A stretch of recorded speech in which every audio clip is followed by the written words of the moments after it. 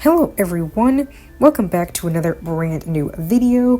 Today we're going to be going over the most recent episode of Pokemon Horizons. So in today's episode we are continuing right from the last one where the kids are still in Area 0 and they are now about to challenge Lucius's Rayquaza, who was summoned by the other heroes at the end of the last episode.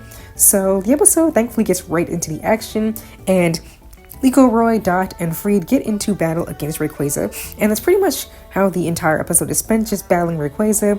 And I do enjoy this episode a lot. I thought it was really well done. I thought the animation was great, and there were a lot of highlights of the episode. The main thing being one that the kids did use their other Pokemon for a change. We know that rarely ever happens, but Dot did use Tinkatuff, Roy used Kilowattrel, and Liko used Hatchram in order to help battle Rayquaza. They didn't do too much as you would expect, but they did have a bigger presence than I would have thought. I literally didn't think they would do much of anything, but they were able to do so.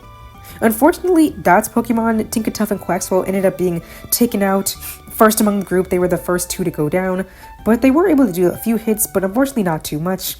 And then after that, Liko's Pokemon ended up going down, and even Freed's Charizard, and later Roy's Kilowattrel.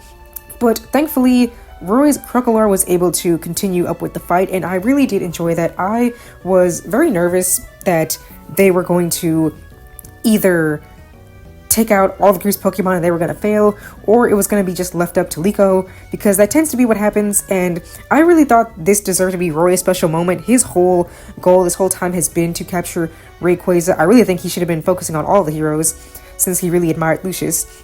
But regardless, Rayquaza was the one he was focusing on the most, since it was the one he originally owned. So I was very nervous that they were going to not allow him to have this big moment, but thankfully they actually did. Crocolar was the last one standing, and he and actually Terapagos were the last two that were able to finish battling Rayquaza after he had taken everyone else out.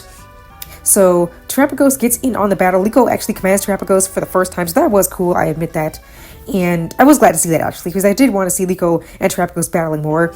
So, you know, it gets into its terrestrialized form and helps battle, and right before it really loses all of its energy, it helps Crocolar actually terrestrialize without Roy needing to pull out his Terror Orb, so that was cool.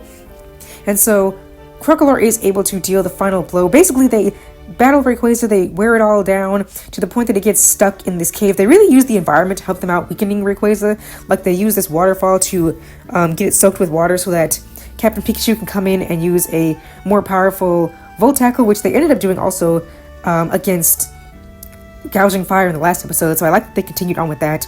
And so they ended up also getting it stuck into this giant rock crater in the wall, and so with that, Roy and Crocolar are able to deal this final terrestrialized flame charge, which does help Roy to catch it, which I was really glad to see. I wasn't even really sure if I was expecting Roy to catch Rayquaza. I really just wanted him to have a big moment, him and Crocolar, but he was actually able to also catch it and allow it to return to its ancient Pokeball as well. So overall, really great. I love that they had Roy have his big special moment catching Rayquaza and that it all worked out. So that was really great to see. Overall, a very, very good episode. And the episode does end with Rayquaza leading the group back to Laqua, or leading them to Laqua, since it's the first time the kids are going and the Void Tacklers, the heroes are returning back to it. So that's what we're going to be seeing soon. The next episode is focusing a bit more on Amethio, and I guess him and his crew and the explorers are going to go to Laqua as well, because we know there's going to be a big confrontation between the explorers and the Voltacklers, because there's an episode title revealed for a while that's going to happen, and we even saw a little bit of a preview showing when that happens as well. We're going to also, I guess, see Lucius as well. I don't know if he's like actually still alive or if this is like a vision. I guess we'll see when the time comes, but long story short, all of that was teased and we'll be seeing a bit more of that soon.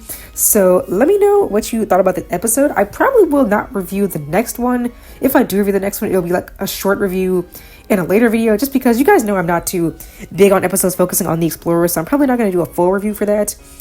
But yeah, let me know what you guys thought of this episode, and let me know if you're excited for the things to come with the big confrontation with the explorers and all that, and going to Laqua. You can let me know all your opinions in the comments, and I will see you all next time. Thank you!